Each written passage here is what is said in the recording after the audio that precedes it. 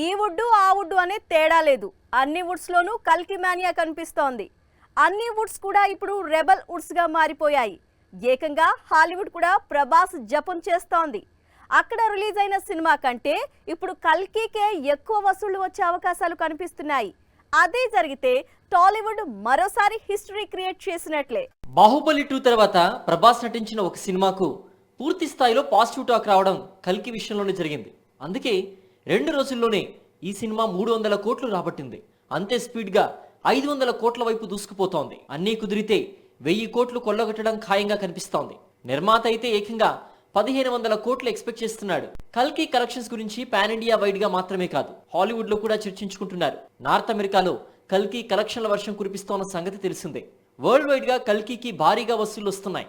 దాంతో ఈ చిత్రం ఇటీవల హాలీవుడ్ లో రిలీజ్ అయిన ఏ క్వైట్ ప్లేస్ సీక్వెల్ కంటే ఎక్కువ వసూళ్లను సాధించే అవకాశాలున్నాయట. మరోవైపు వచ్చే ఏడాదే కల్కి సీక్వెల్ రిలీజ్ కు సన్నాహాలు జరుగుతున్నాయట.